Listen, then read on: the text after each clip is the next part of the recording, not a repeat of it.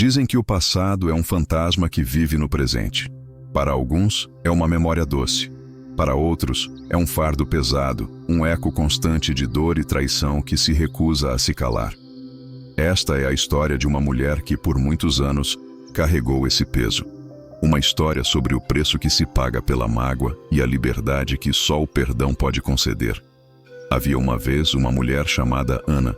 Ela tinha um sorriso que iluminava o ambiente e uma energia que atraía as pessoas. Mas por dentro, ela guardava um jardim seco, cheio de espinhos plantados por uma mágoa profunda. O que a atingiu não foi a traição em si, mas a crença de que ela não merecia ser feliz depois de ter sido ferida. E assim, Ana construiu muros ao redor de seu coração. O paraíso perdido, a semente da mágoa.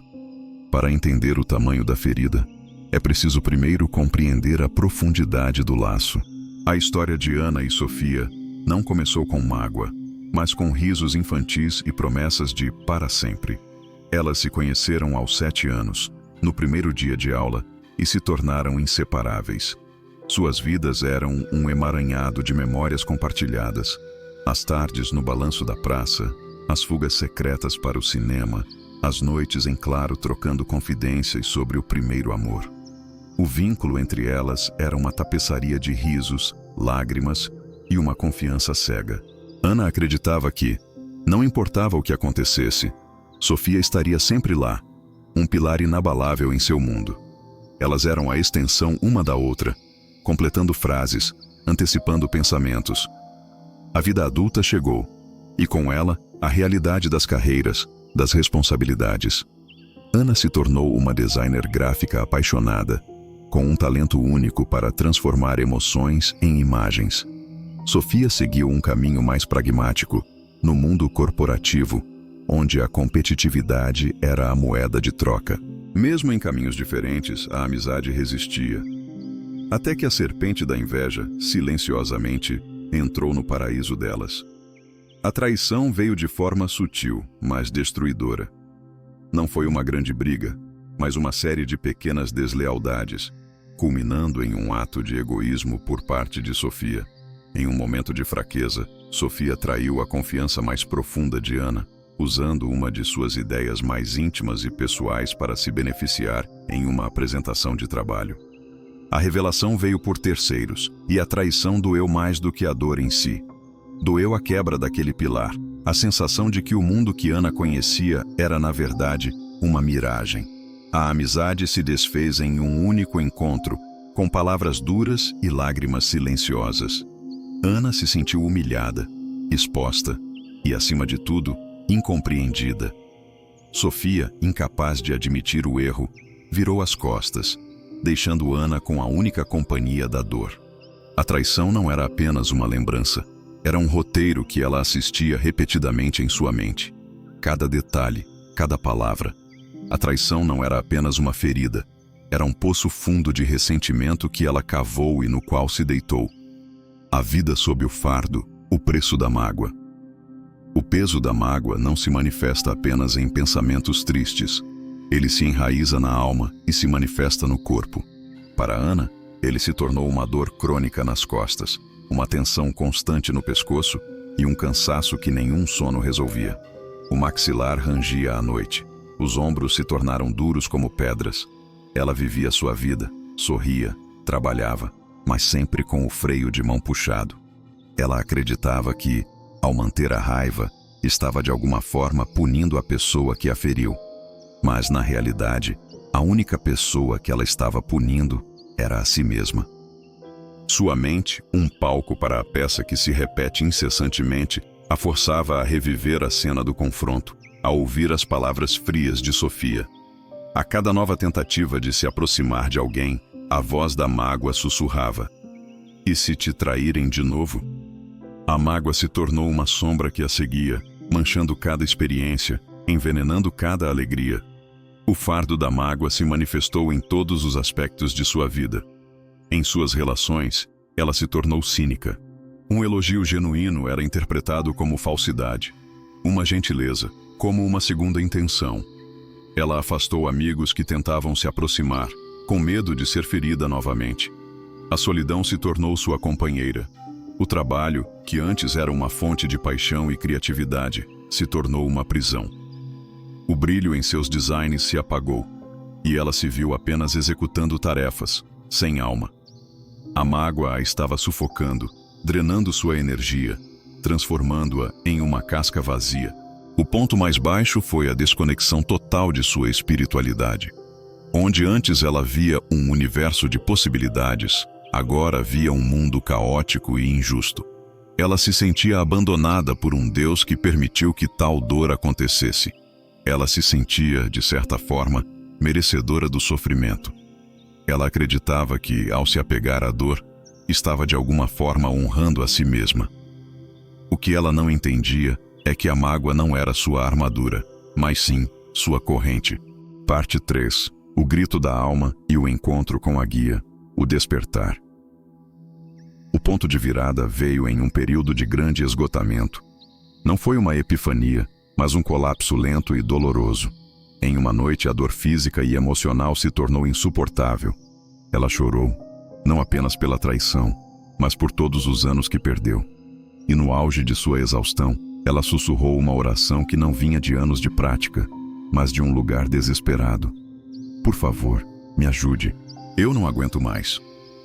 Nos dias seguintes, uma estranha sensação de clareza a invadiu.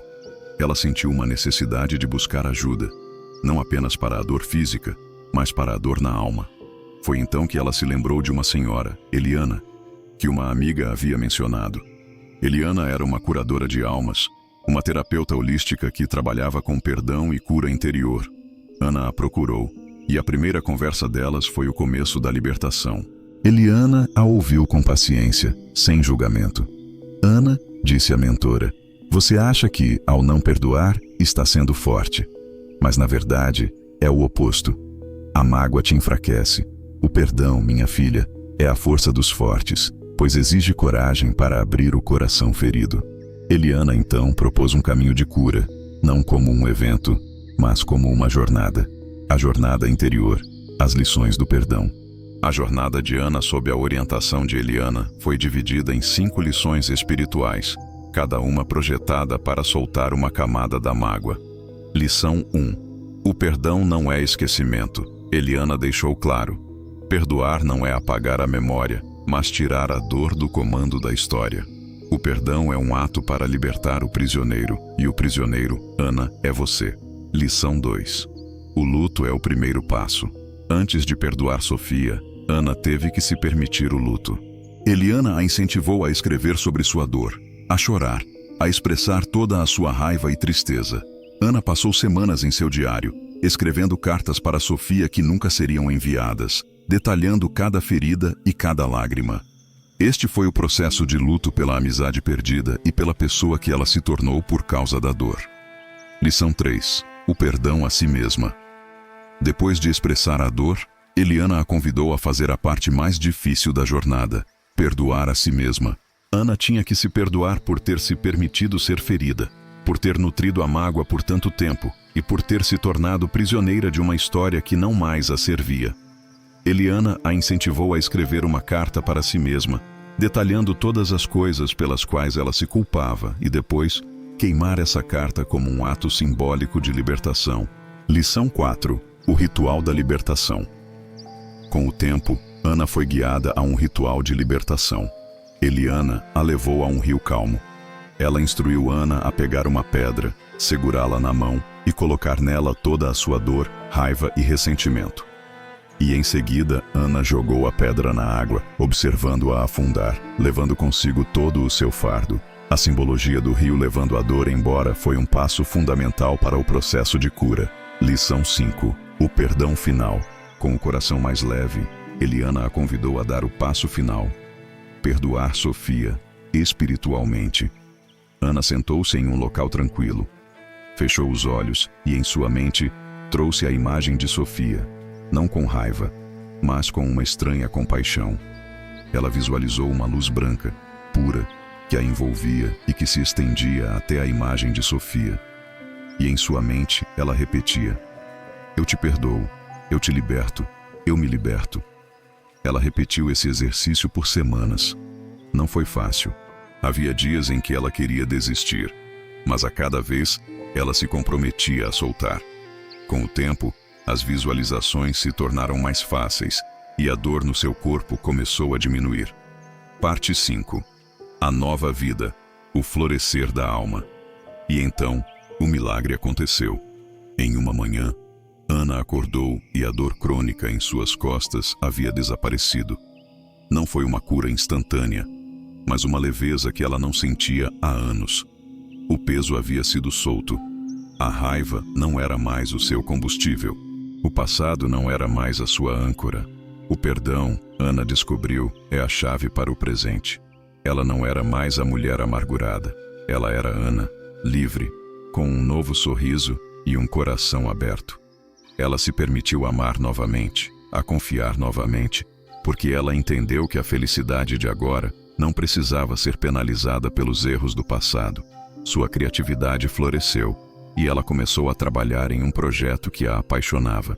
Sua espiritualidade foi restaurada e ela sentia uma conexão profunda com o universo e uma gratidão pela jornada que a havia levado à sua própria libertação. A história de Ana nos lembra de uma verdade profunda. A mágoa, a raiva e o ressentimento são como um veneno que bebemos esperando que o outro morra. O perdão é o antídoto. Ele não cura o passado, mas liberta o futuro. Ele não significa que o ato do outro foi aceitável, mas significa que você não permitirá que a dor continue a governar sua vida.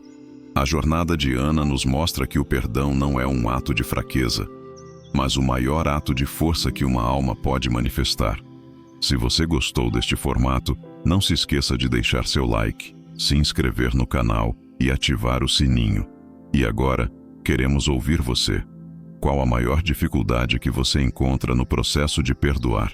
Compartilhe sua experiência nos comentários. Sua participação é fundamental para o crescimento do nosso canal. Até a próxima. Muita luz e paz.